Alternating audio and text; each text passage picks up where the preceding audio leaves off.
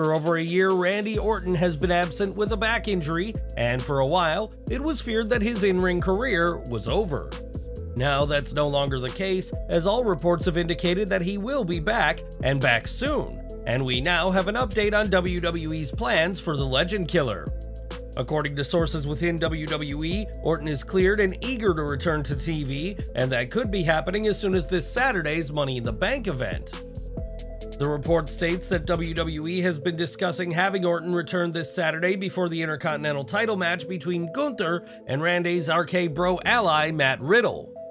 The idea for his return before the match would be that Orton would be able to neutralize Giovanni Vinci and Ludwig Kaiser at ringside, but this RK Bro reunion would be short-lived.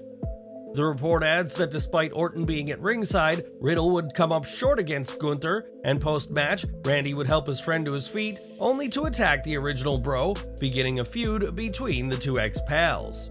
WWE had plans for RK Bro to split and feud early on, but postponed the idea given how over the duo were as a team. And what do you make of these plans and Orton's return? Let us know in the comments. Now, Logan Paul and KSI may be foes in boxing, but together, the pair are business partners for the massively popular Prime Energy drink, which fans were eager to snatch up when it launched. The drink was so popular with fans that it was at times selling for over $100 a bottle in KSI's native UK, and the pair had an interesting way to promote the drink this week. At a meet and greet in Copenhagen, Denmark, KSI and Paul were pelted with bottles of Prime from the fans, and security were quick to whisk the pair away to avoid being injured. Well, it turns out that this show of hostility was entirely staged, and in video footage, Paul can be heard encouraging fans to throw their empty bottles at himself and KSI. KSI added that this needed to look realistic, like the fans actually hated the two YouTubers, and the fans in Denmark were more than happy to be a part of this publicity stunt. Paul will be competing at this weekend's Money in the Bank, and while the hostile response in Denmark may have been staged, expect the controversial YouTuber to get a very real reaction from the crowd in London. Raw news now is Dominik Mysterio was on this week's show and, as usual, was serenaded with a chorus of boos from the crowd, but Dom had some choice words of his own. During a segment with Cody Rhodes, the two traded verbal barbs, but what Dominik said after his segment with Rhodes is what has got fans talking. After Dominik retreated to the ring apron, he teased squaring off with Rhodes before giving up on the plan, saying "F this" under his breath.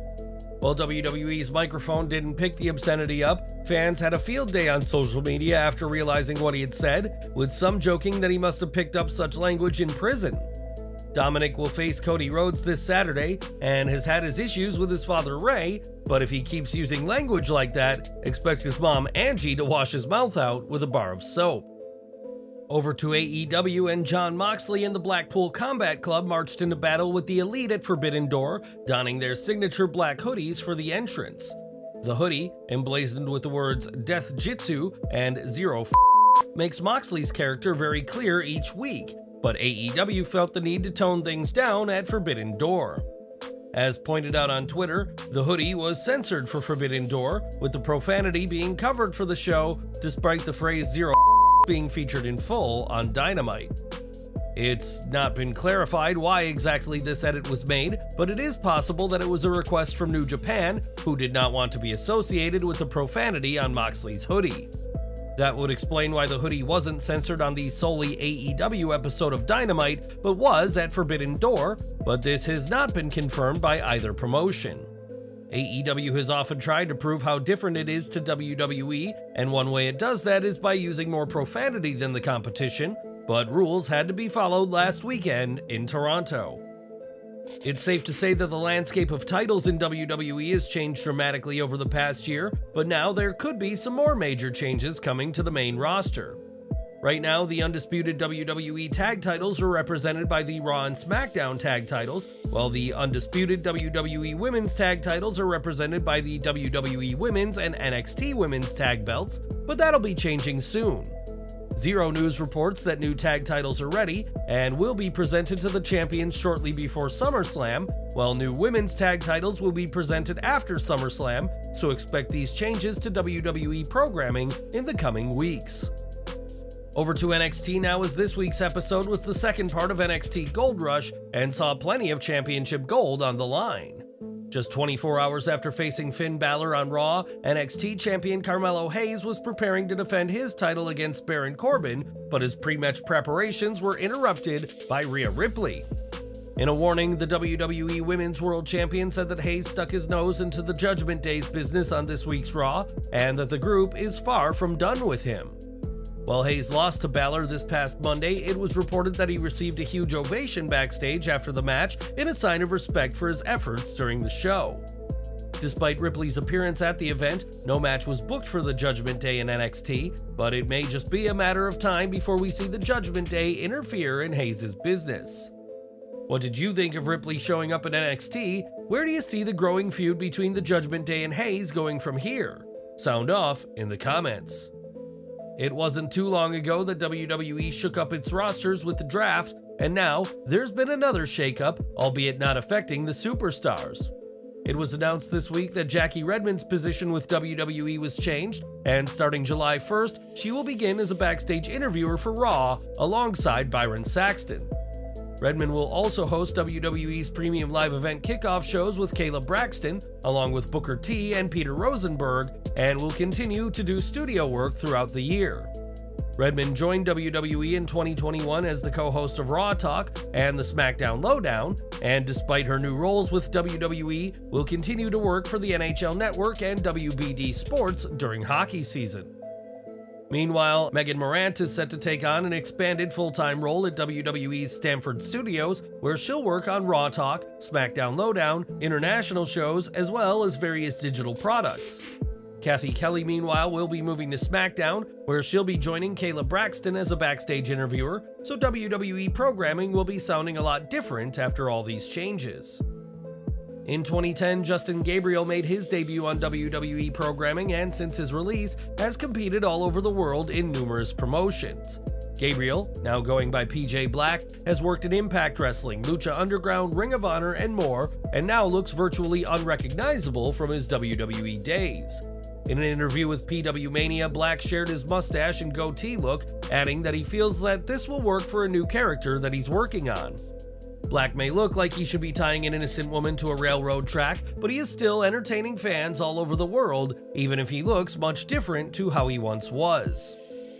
Bryan Danielson disclosed during the post-Forbidden Door media scrum that he sustained a broken arm during the match. The unfortunate injury actually caused them to call an audible and pick a different ending. Brie Bella subsequently disclosed that his arm break is more severe than initially anticipated. Adding to the string of unfortunate news for Bryan, Brad Shepard posted a critical tweet about the former WWE World Champion.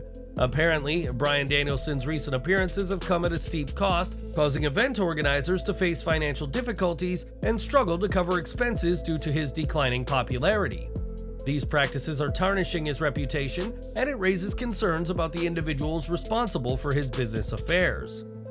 Shepard said, "He has been charging unreasonable prices for photos and autographs at events, resulting in missing projected drawing figures and putting a strain on events that brought him in with the hope of at least making back his expensive booking fee. Bryan is represented by people who fail to understand this is damaging his value in the market based on the opinion of those in the field."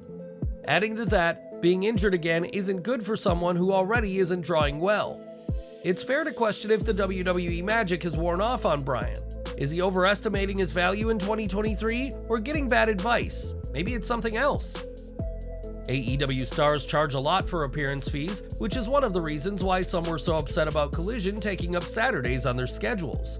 A lot of stars make good money during convention appearances on weekends, and Bryan Danielson's payday is quite large for those functions. We'll have to wait for Bryan Danielson's return to AEW. He has a ton of momentum after beating Kazuchika Okada at Forbidden Door, but he will need to wait a while before a return to action is possible. Hopefully, he will be able to spend some time during that hiatus making money at appearances. Unfortunately, Bryan Danielson is not the only one who suffered an injury. According to our sources, Toni Storm suffered what is believed to be a broken nose during her Women's World title match with Willow Nightingale, but she is not expected to miss much time. The report adds that Chris Hero was backstage working as a producer on the show, but contrary to what some have claimed, Ace Steel was not with Punk, who was kept apart from the Elite. AEW president Tony Khan was said to be overjoyed with the outcome of the event and was described as the driving force behind the collaboration between AEW and New Japan. As for Danielson, the big question is to whether he'll be healed in time for All In on August 27th, but with the positive reception to Forbidden Door 2, a third show next year is all but guaranteed. And we're ending with CM Punk, who received a hero's welcome when he appeared on the premiere episode of AEW Collision in Chicago, which is of course Punk's hometown. That response didn't continue when Punk traveled to Canada for episode 2 of Collision, and for Forbidden Door though, as he was practically booed out of the building by the fans in Toronto. Punk is AEW's most controversial star right now, and given his mixed response he's received since returning, it's no wonder why there's been comparisons to John Cena. Speaking on Busted Open Radio this week, Bully Ray said that Punk is getting the Cena treatment, which is hardly a bad thing for Punk and AEW. Bully explained that like Cena, Punk is getting the loudest reactions of the night, whether it be cheers or boos, and no matter what fans think, they want to give AEW money to buy a ticket and let their voice be heard. Punk was cheered in Chicago and booed in Canada, the home of the Elite's Kenny Omega, and it'll be interesting to see what the reaction will be in a neutral territory. And what do you make of Bully's comments and Punk's return to AEW so far?